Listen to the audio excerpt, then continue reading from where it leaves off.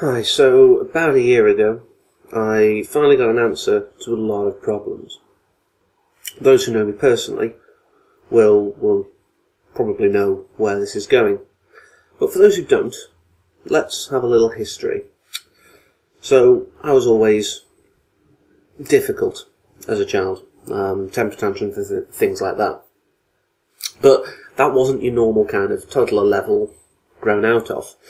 If anything, they kind of grew over time. And that led to a lot of consternation and difficulties, and particularly with the hormonal rushes of puberty, it's not a good mix at all. And things have happened, good and bad, throughout my life, and these issues of control of temper have remained. Certain attempts at addressing what it might be, was it depression, was it just anxiety, things like that, have been like plasters, if you will. But unfortunately these were more like plasters, say, put on a broken leg. It looks like you're doing something, but it's not really dealing with it, not really dealing with the underlying issue. So I wasn't happy with that lack of answer, and I sought more answers. With the support of my family, I will say that now. They've been very kind of positive, really, in trying to help me deal with stuff, which is great. That's what you want. But as I say, it was a long, hard road, really. About 14 years in and out of services, really. It's not good. But I finally had an answer. With the diagnosis of borderline personality disorder. Or at least, as it's sometimes called. It also goes by the name of emotionally unstable personality disorder, which is either better or worse, depending on your perception. Better because it says kind of what it is, but really sort of walking up to people and saying effectively, "Hi, I'm emotionally unstable," doesn't win friends and influence people. So, borderline, yes. And that suddenly seemed to fit. And since then, things have been on the up, touch wood. Going through a process of healing and therapy and dealing with things. But as I say, it's not been easy. And I know for a high number of people, it does go undiagnosed. Or not perhaps undiagnosed as much, but as I had, "Oh, you've got depression." And then if I was going because of the temporary angle of stuff, oh, anxiety, and I still technically have those as well. I have those elements as, I suppose, coexisting issues, which is fun.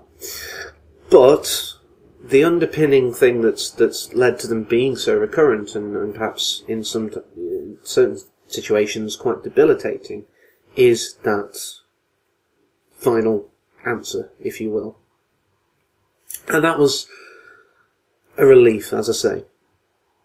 Now, there are some people who get diagnoses of this kind of thing and just don't accept it and don't engage, and, unfortunately, they don't get the help that they could because they're refusing it. You can lead a horse to water, as they say. But I strongly recommend anyone who has any sort of issues, really, to get the help. Even if the process, might take years to kind of get to a manageable state.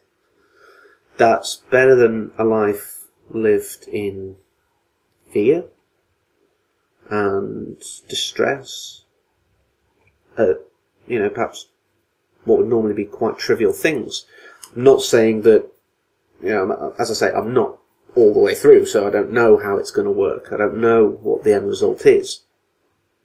I have certain targets, granted, but at the end of the day, I'm working with professionals to, I suppose, derive optimum targets of when it's a case of, okay, we can, if you will, let you fly solo. And it is important to get that help, but it is important to get that help from someone you can trust. I can only speak for, myself, in that I've been quite lucky to get a very good psychologist who I trust and as they have faith in, I guess, really. In a way, I hope she's not watching this, because she might get a big head. But, by the same token, thank you, if you are. But as I say, it's not easy, and it's not easy for people around, because they have to deal with the roller coaster, really, of this unstable emotional state. See, it's good when it's descriptive. And things, obviously need to, in a way, things need to improve for them as well as for the person with it. It's quite simple when you think about it. So, definitely, I may sort of post further, experiences or progress reports over time, but I've kind of bandied around, like, the sort of invisible illness kind of things in the past, and I just sort of wanted to make that a bit clear, where my stance on it really is.